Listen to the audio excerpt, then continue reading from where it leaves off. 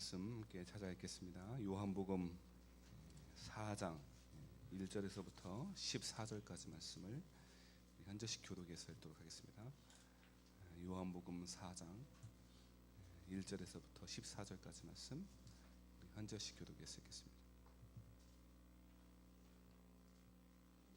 요한복음 4장입니다. 4장 1절에서부터 14절까지 말씀 한 절씩 교독해서 읽을 텐데 제가 먼저 1절 읽겠습니다.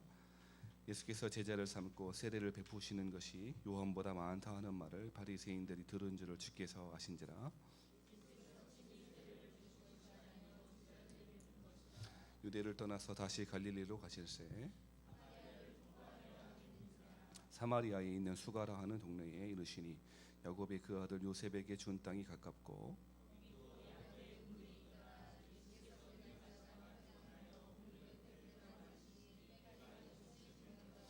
사마리아 여자 한 사람이 물을 기르러 왔음에 예수께서 물을 좀 달라 하시니 사마리아 여자가 이르되 당신은 유대인으로서 어찌하여 사마리아 여자인 나에게 물을 달라 하나이까 하니 이는 유대인이 사마리아인과 상종하지 아니함이로라.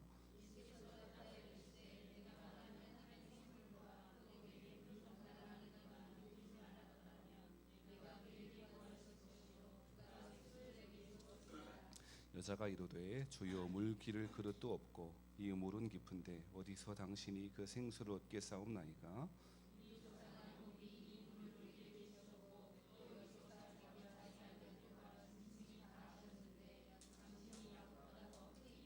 예수께서 대답하여 이르시되 이 물을 마시는 자마다 다시 목마르려니와 내가 주는 물을 마시는 자는 영원히 목마르지 아니하리니 내가 주는 물은 그 속에서 영생하도록 솟아나는 샘물이 되리라. 아멘. 할렐루야. 우리 전우사우 잘 부르시면서 인사하시겠습니다. 참 잘 오셨습니다. 좋은 일이 있습니다. 한 주간 잘 지내셨습니까? 오늘은 목마른 인생들에게 라고 하는 제목으로 하나님 말씀 증거하겠습니다. 신앙생활의 목적은 구원받는 데 있습니다. 왜 신앙생활하나? 다른 건 여러 가지 말하지 말고 한 가지 이야기하면 그건 구원에 있습니다. 우리가 신앙생활하는 것은 구원받기 위함입니다. 다른 것 다 열심히 해도 구원받지 못한다면 잘못하는 것입니다. 다른 것 다 못한다 할지라도 구원받을 수 있다면 얼마나 좋겠습니까? 신앙생활하는 목적은 다른 것에 있지 않고 구원받음에 있습니다. 근데 그 구원이 무엇인가라고 하는 것을 잘 살펴볼 필요가 있습니다. 성경이 말하는 구원은 기독교가 말하는 구원은 영혼 육 모두가 구원받는 것입니다. 그저 영혼만 천국 가는 것 아니고 영과 혼과 육 우리 모든 전 인격이 하나님 앞에 구원받는 것이 신앙생활의 목적인 것입니다. 예수님 주기도문에서 말씀하셨죠. 뜻이 하늘에서 이루어진 것 같이 땅에서도 이루어질 거라고. 이 얘기는 저는 이렇게 받고 있습니다. 여러 가지 해석하고 또 적용할 수 있겠지만 하늘에서 구원이 이루어진 것처럼 이 땅에서도 하나님의 구원이 이루어지는 것, 그것이 하나님께서 우리에게 가르쳐 주신 기도의 제목 아니겠습니까? 에베소 말씀에 의하면 우리는 이미 하늘의 보좌에 앉혀진 사람들입니다. 구원받은 사람이란 뜻이죠. 그런데 이 구원은 땅 하늘에서만 이루어진 것이 아니고 이 땅에서도 그 구원의 축복과 은혜를 다 누려야 되는 것이 성도의 몫이고 분기시고 기업이라는 뜻입니다. 그런데 참 안타까운 것은 이러한 하나님의 구원, 이런 신앙의 가장 중요한 가장 근본적인 목적인 구원을 이 땅에서 누리지 못하는 사람들이 너무나 많다는 데 있습니다. 그저 구원은 저 하늘나라에서 가면 저 이 땅에서는 그렇게 살아가지만 저 하늘나라에서만 이루어지는 그 어떤 것쯤으로 이해하는 사람들이 많다는 것입니다. 저는 이번 주 한 주간에 꽤 독특한, 많이 경험해 보지 못한 일들을 경험해 봤습니다. 임종을 앞둔 한 성도님을 이렇게 만나게 되었습니다. 그것도 새벽에만, 꼭 새벽에만 위독하셔갖고 저 이렇게 오셔갖고 목사님 기도해 주시라고, 병원 가시자고, 같이 가서 기도해 주시라고 그렇게 새벽에 가서 기도하고 아침에도 가고 그렇게 했었더랬습니다.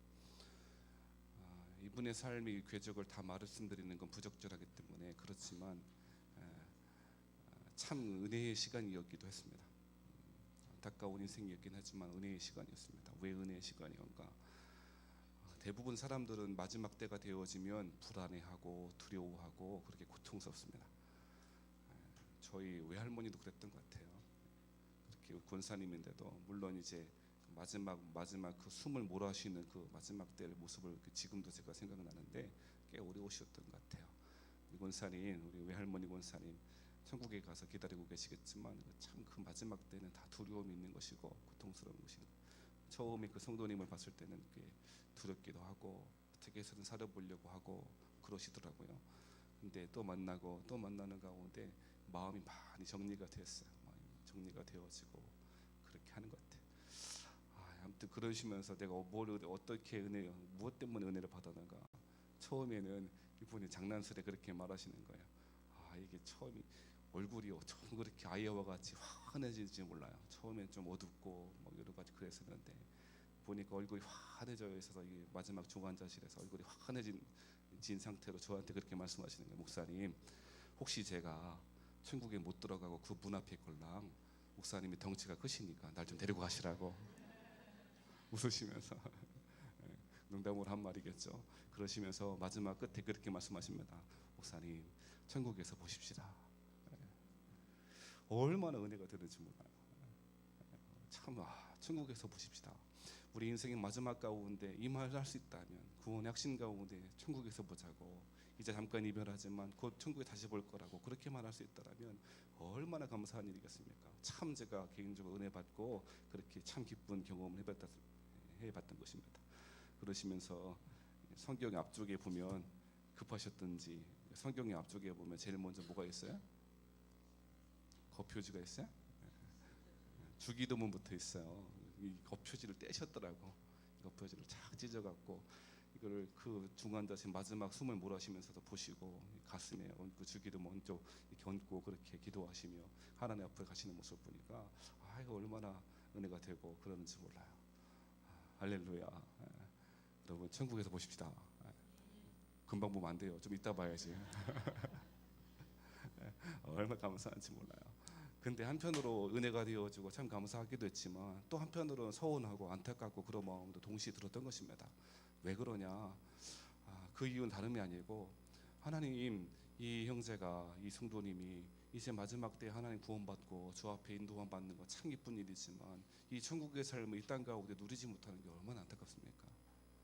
만약에 하나님을 조금 더 일찍 알았더라면, 조금 더 일찍 알았더라면 이제까지 그렇게 고통스럽게 마지막에서 그렇게 하는 것이 아니고, 그렇게 생을 마치는 것이 아니고, 어쩌면 더 기쁜 가운데 가족들과 온 성도들과 함께 그 하나님이 주신 기쁨을 누렸을 텐데, 천국의 기쁨을 누릴 수 있었을 텐데, 왜 하나님 이제야 주님 만나 주셨냐고 서운한 마음도 들고, 이제까지 누리지 못한 그 천국의 기쁨을 이 땅 가운데 누리지 못한 안타까움이 저 안에 있었던 것입니다. 사랑하는 여러분, 제가 한 성도님의 이야기를 드리는 것이 불편하지 않았으면 좋겠는데, 왜냐하면 사실은 우리 가운데에도 천국은 그저 죽은 다음에 가는 것 정도로 이해하지, 이 땅에서 누려야 될 어떤 것, 그 하나님의 기쁨을 누리지 못하는 성도가 너무나 많다는 것입니다. 여러분, 우리 자녀를 다 키워보신 분들은 아시겠지만, 여러분, 아이들을 키울 때, 갓난아이를 키울 때 가장 유용한 물건이 무엇입니까? 뭐예요? 기저귀요? 하긴 그 종이 기저귀 나온 것도 대단하게 아이 엄마들을 편하게 해준 거죠. 그거 없었더라면 어떡하겠어요. 여러분 다 종이 기저귀를 크셨죠? 아무튼 제가 종이 기저귀도 사람을, 그 엄마들을 편하게 만들었던 것 같고요. 또 뭐가 있을까요? 흔들 침대. 흔들 침대도 가만 보면 유용했어요. 지금 우리 하은이도 보니까, 하은이 키울 때 보면 흔들 침대를 흔들다가 나중에 성질이 나가 하도 앉자니까 막 어지럽게 막 어지러워서 자기 만들었던 그런 흔들 침대도 있을 것이고요.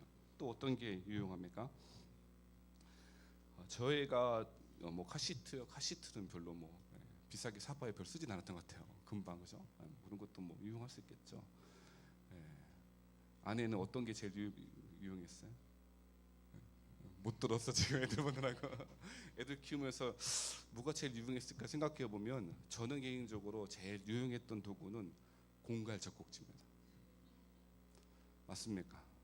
아닙니까? 안 써봤습니까? 저는 그랬습니다. 예, 공갈적 꼭지가 굉장히 저한테 필요하고 중요한 것이었습니다.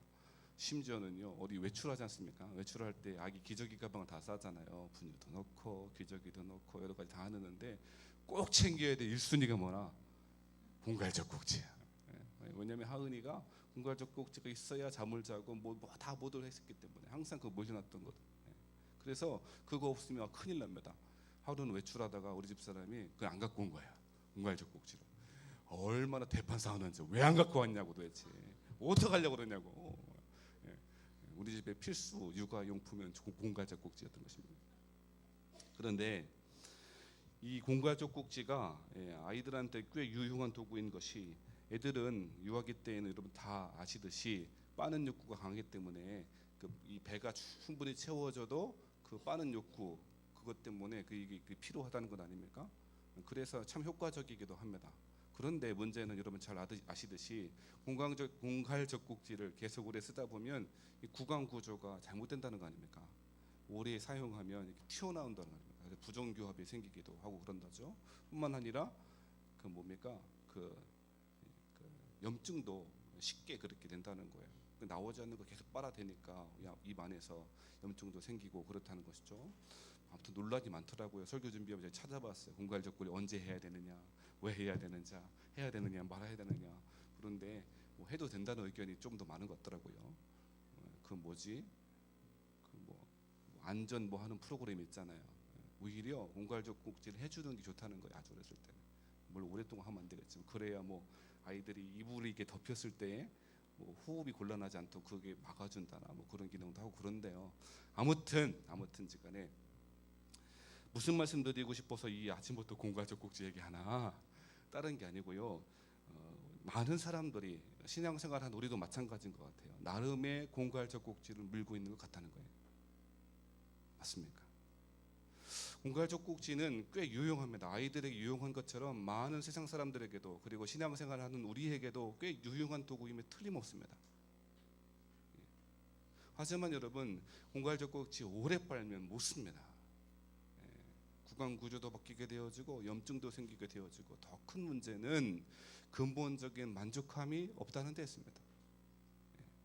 분유를 잘 빨아야, 그리고 어머니 모유를 잘 수유해야 건강해지고 만족감이 있는 것이지, 잠깐의 그 욕구는 충족될지 모르겠지만 공갈적 꼭지는 근본적인 해결책이 안 된다는데 어려움이 있는 건 아니겠습니까? 근데 많은 사람들은 저마다의 공갈적 꼭지를 물고 그렇게 신앙생활하고 그렇게 살아가고 있다는 것입니다. 세상 사람들 누구나 저마다 나름의 공갈적 꼭지를 빨고 그 근원적 목마름과 배고픔을 해결하고자 일시적인 만족함을 얻고 그렇게 살아가고 있다는 것이죠. 오늘 본문 속으로 한번 들어가 볼까요? 오늘 본문의 말씀에 보면 우리 잘 아는 이야기가 나옵니다. 예수님께서 유대에서 지내시다가 갈릴리로 가시기 위하여서 사마리아로 통과하셔야 됐습니다. 그런데 사마리아는 여러분 잘 아시듯 몇 번 말씀드렸듯 유대인들이 사마리아인과 상종하지 않는다라고 성경이 말하고 있다는 것입니다. 왜 그러냐면 여러분, 아수르라고 하는 나라가 북이스라엘을 멸망시키지 않았습니까? 그런 가운데 아수르라고 하는 나라가 어떻게 유대인들을 지배했냐, 그 통치하는 방식이 무엇이었냐면 다 끌고 가는 것이 아니고 통혼 정책이라고 하는 것이 그들의 중심적인 정책이었습니다. 통혼 정책이 뭡니까? 아수르 사람들하고 유대인 사람들 결혼을 막 시켜요. 그래서 아수르 사람화 만드는 거예요. 그렇게 하는 거예요. 그렇게 하는 것이 아수르 사람들의 통치 정책이었던 것입니다. 그래서 많은 유대인들이 아수르 사람들과 결혼하게 되어졌고, 유대 율법에 따르면 그야말로 아주 경건하지 못한, 거룩하지 못한 사람들이 나오게 됐다는 것입니다. 이러한 가운데 바벨론 나라가 세워지게 되었고, 바벨론 나라에 어느 정도 기간이 되었을 때 이스라엘 사람들이 포로로 귀환하지 않습니까? 귀환에 돌아왔을 때에 이 사람들이, 즉 이 아수르 사람들과 유대인들의 혼혈되어진 이 사람들이 무슨 일을 벌이냐면, 이스라엘 사람들이 포로로 돌아와서 성전을 세울 때에 이 일을 방해합니다. 이를 반대하고 방해하기도 하고 고소하기도 하고 막 이렇게 해요. 사마리아 사람들이 그렇게 했던 것입니다. 물론 사마리아 사람들은 나름대로 그러한 이유와 목적이 있었던 것이죠. 왜 그랬습니까? 예루살렘 성전이 회파되어진 채로 있어야지 그 사람들이 돌아와서 그 성전을 다시 세우면 그 성전을 중심으로 해서 사람들이 세력화되어지고 또 그럴 것이다라고 생각했고, 그렇기 때문에 그렇게 되어지면 자기의 힘이나 권력이나 이런 것들을 다 잃어버리게 될 것이다라고 하는 염려들 때문에 사마리아 사람들은, 이 통혼 정책으로 하는 혼혈인들은 이 예루살렘 성전이 지어지는 것을 방해했던 것입니다. 이후로 그런데 우여곡절 끝에 결국 예루살렘 성벽도 성전도 세워지지 않습니까? 그랬을 때 더 열받는 일들을 했어요. 사마리아 사람들이 무슨 일을 했냐?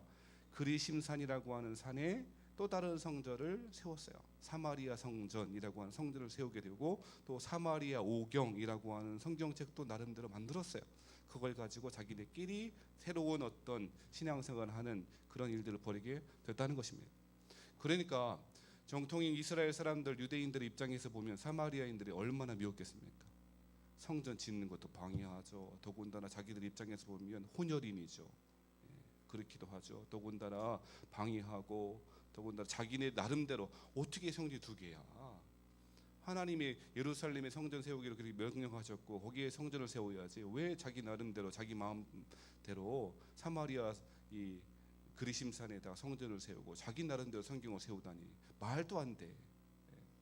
그렇게 해서 굉장히 감정적으로도 여러 가지 분열되어지고 또 미워하는 일들이 벌어지게 됐다는 것입니다. 그래서 경건한 유대인들은 사마리아를 굉장히 싫어하고요, 아주 감정도 좋지 않았던 것입니다. 그래서 한 랍비는 뭐라고 이야기했냐면, 랍비 엘르아살이라고 하는 랍비는요 뭐라고 했냐면요, 이렇게 했답니다. 사마리아 사람과 함께 빵을 먹는 사람은 돼지고기를 먹는 사람과 같다. 유대인들은 돼지고기 굉장히 이렇게 뭐라고 할까요? 싫어하죠. 저는 이해가 안 되죠. 얼마나 맛있는데 돼지고기 싫어해요. 아주 부정한 동물이라고 이렇게 생각해요. 그래서 멀리하는 거예요. 아주 부정한 동물이고 더러운 동물이에요. 근데 사마리아 사람과 빵을 함께 먹으면 돼지고기를 먹는 사람 같다. 부정하게 음식조차 같이 안 먹고 상종하지 않는 것입니다. 그래서 심지어 어떤 사람은 사마리아 사람들의 도살한 짐승이나 가축은 먹지도 말아라, 그렇게 이야기도 했다는 것입니다. 그러니까 우리가 생각할 수 있는 그 생각보다 조금 더 감정의 골이 굉장히 깊었던 것입니다. 이러한 가운데 예수님이 사마리아로 통과하여야 하겠는지라. 당위죠, 그죠? 당연히 무엇인가 목적을 가지고 통과하여야 되겠다, 그렇게 말씀했던 것입니다. 그러한 가운데 우리 주님께서 사마리아 성에 들어가서 수가라고 하는 동네에 이르셨고, 야곱이 팠던 그 야곱의 우물이 있었는데 그 우물 곁에서 한 여인을 만나게 됐다는 것입니다. 그것이 오늘 우리가 읽었던 본문의 내용인 것이죠. 그런데 이 사마리아 지방의 한 여인은, 사마리아 여인이 이름이 아니죠. 사마리아 지방의 한 여인이라는 뜻 아닙니까? 이 무명의 여인은 많은 사람들이 비난하는 것 같습니다. 이때에도 그랬던 것 같고요, 지금도 이 성경을 읽는 우리들도 이 여인을 비난하는 마음으로 읽는 경우가 많이 있는 것 같습니다. 왜 그러냐면 오늘 4장 우리가 읽진 않았지만 18절 말씀에 보면, 너에게 남편 5이 있었고 지금 있는 자도 내 남편이 아니니 라고 하는 말 때문에 그렇습니다. 많은 사람들은 이 여인을 부정하고 비난하는 이유가 남편 5이 있었다, 그리고 지금 있는 남편도 아니다라고 하는 것 때문에 이 말씀 근거로 해서 이 여인 아마 성적으로 부도덕한 여인일 것이다 라고 생각합니다. 그리고 어떤 사람들은 조금 더 나아가 이 여인은 창녀 아니겠냐, 그렇게까지도 말하는 사람도 있던 것입니다. 그런데 이건 조금 앞서 나가는 것 같아요. 앞선 생각인 것 같아요. 왜냐하면 물론 이 여인이 남편 5이 있었고 지금도 남편이 네 남편이 아니다라고 하는 말 근거로 그렇게 생각할 여지는 있겠지만, 성경이 우선은 명시적으로 이 여인이 가늠한 여인이 아니다, 이 가늠한 여인이라고 말하지 않기 때문에 그렇습니다. 예수님은요, 요한복음 8장입니까 보면 8장입니까 거기 보면 가늠한 현장에서 가늠하다 잡힌 여인 같은 경우에 사람들 있을 때는 이야기 안 하지만 혼자 있을 때 가늠하지 말라고, 다시는 죄를 짓지 말라고 그렇게 이야기하고 그러지 않습니까? 그러니까 이런 것들 보면 예수님은 죄를 가볍게 여기지 않는 분이죠. 베데스다 연못에 그 38년 된 죽붕병자에게도 마지막에 뭐라고 말씀하십니까? 다시는 이런 거 생기지 않도록 죄를 범하지 말라고 그렇게 말씀하잖아요. 그죠? 그러니까 만약에 이 여인이 어떠한 간음의 문제라든지 성적인 부도덕함 때문에 그런 일이 벌어졌다면 아마도 예수님 지적하지 않았을까요? 그런데 성경은 침묵하고 있던 것이죠. 그러니까 우리는 오늘 본문의 이 여인을 대하면서 어떻게 생각하냐면 굉장히 우리 유교적인 사고로, 우리 한국적인 문화로 해석해 버려요. 이렇게 이야기하는 거죠. 남편 잡아먹은 년. 이렇게 하면 딱 맞아요. 우리 생각 속에 이 여인은 이미 그런 여인이야. 물론 예수님이 이 여인을 만나주시고 회복시켜주고 하는 과정이 있었기 때문에 아이고야 대단하다 그렇게 할지 모르겠지만, 우리는 이미 생각 가운데 부정한 여인쯤으로 남편 잡아먹은 년 5이나 그렇게 바라보고 있는 거죠. 아주 정통적으로 우리 생각 가운데 무슨 일이 벌어진 관심 없어. 단지 뭐만 있는 거예요? 남편 5 다 잡아먹고 없어져 버렸고 지금 있는 남편 아니래, 이렇게 버리는 거죠. 다분히 우리 생각인 것입니다. 근데 많은 사람들은 그렇게 생각할지 모르겠지만 사실 잘 깊이 살펴보면 아마도 이 여인은 간음한 연고 때문이 아니고 아마도 어쩌면 계대결혼법이라고 하는 유대인들의 결혼 정책들 때문에 그렇게 된 것 같아요. 계대결혼법 혹은 수훈법이라고 하는 것이 이스라엘 사람들에게 있었거든요. 그것이 무엇입니까? 형제들이 이렇게 있는데 형제들이 누가 죽으면, 형제 중에 누가 하나가 죽으면 그 형제의 아내를 취하는 거예요. 형사 취수제, 수혼법, 계대결혼법 이렇게 다 말해요. 똑같은 거예요. 누가 형제가 죽었다 그러면 그 아내를 취하는 거죠. 그래서 오난이라고 하는 사람 이야기도 있고 그러잖아요. 창세기에 보면 아무튼 그런 결혼법이 있었던 거예요. 무슨 사정인가 정리해 보면 무슨 사정인지는 모르겠지만, 어떠한 일이 벌어져 있는지는 모르겠지만 아마도 이 여인의 그 남편의 형제들 다 죽은 거죠. 5명이 다 죽은 거죠. 그렇기 때문에 아마 이 계대결혼법 때문에, 수혼법 때문에, 이 형사 취수제 때문에 그렇게 취한 거죠. 그래서 아내가 된 거예요. 아마도 그렇게 보는 게 합당하지 않겠습니까? 무슨 이유 때문에 모르겠어요. 근데 여러분요, 제가 무슨 말씀 드리고 싶어서 이렇게 얘기하나, 이것은 우리 관심이 아니라는 거. 사실은 우리는 이 여자는 나쁜 여인이야, 간음한 여인이야, 남편 잡아먹은 년이야, 이게 관심이 아니라는 거예요. 오늘 성경의 본문의 말씀이, 우리 요한복음 4장 읽었는데 이 말씀이 강조하고 이 여인을 바라보고 있는 한 가지 중요한 관점이 있다는 거예요. 이걸 바라봐야죠. 그것이 무엇이겠습니까? 그것은 여러분요, 이 여인은 목마른 여인이었다는 거예요. 이것이 관습입니다. 오늘 성경은요, 이 여인을 바라볼 때 딱 한 가지 중요한 관점만을 제시하고 있는 거예요. 한 가지 중요한 사실만 집중하고 있는 거예요. 포커싱하고 있는 거, 하이라이트하고 있는 거예요. 뭐냐? 이 여인은 등장하는 이 사마리아 성의 이 수가성의 한 여인은 목마른 여인이었다는 거예요.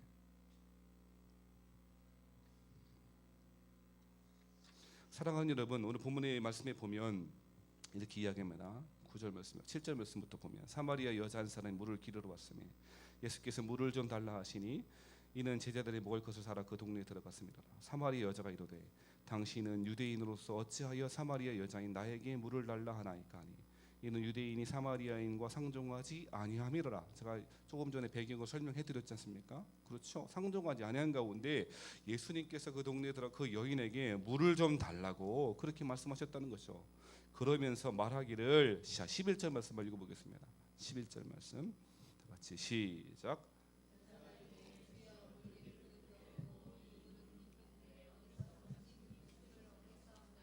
예, 이 여인이 뭐라고 합니까? 주여, 물 기를 그릇도 없고 이 우물은 깊은데 어디서 당신이 그 생수를 얻겠사옵나이까. 여러분요, 어쩌면 이 여인의 고백은 어쩌면 지금 이 우물에 물기를 그런 그릇이 없네요. 그것이 아니고 어쩌면 그 인생의 전반에 걸친 그 인생의 목표, 인생의 모습을 정확하게 보여주는 것 아니겠습니까? 여인의 모습이 어떠한가? 물 기를 그릇도 없는 거죠. 물 떠다 줄 사람도 없는 거죠. 이 여인의 모습이 바로 그렇다는 것입니다. 이 여인은 한마디로 목마른 인생이라고 말할 수가 있다는 것입니다. 그리고 조금 다르게 표현해 본다면 이 여인은 어떤 사람인가? 공갈젖꼭지 물고 있는 사람인 것입니다. 그래서 어떻게 하는 겁니까? 당장 급한 것들 해결하기 위해서 그랬는지는 모르겠습니다. 사랑하는 여러분요, 많은 사람들이 가짜를 물고 있습니다.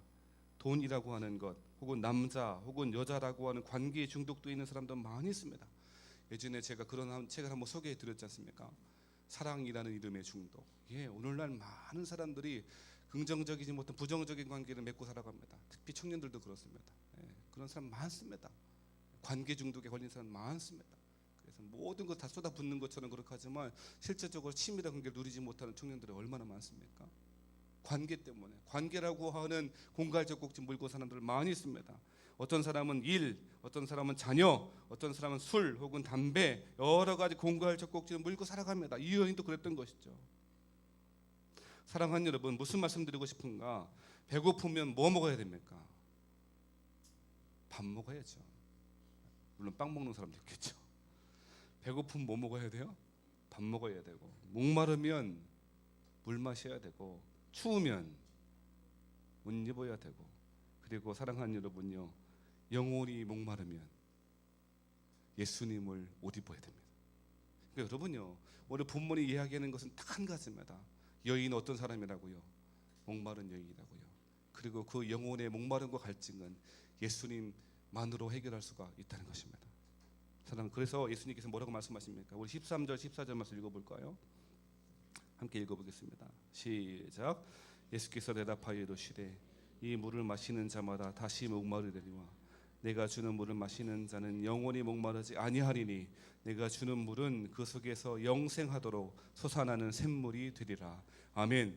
지금 이 우물에 있는 물을 마시면 다시 목마르지. 육신의 목마름이야 언제든 다시 찾아오지. 마시고 또 마셔야 되지. 하지만 이제 내가 주는 물을 마시는 자는 영원히 목마르지 아니할 거라고. 너 인생의 영혼의 목마름이 한 번 해결될 거라고. 영원토록 목마르지 않을 거라고. 만족함이 있을 거라고. 배부를 것이라고 그렇게 말씀해주고 있다는 것입니다. 그래서 내가 주는 이 물은 그 속에서 영생하도록 솟아나는 샘물이 될 거라고. 그 물을 마시게 되어 영생하도록 그 배에서 솟아날 거라고 말씀하고 있다는 것입니다. 사랑하는 여러분,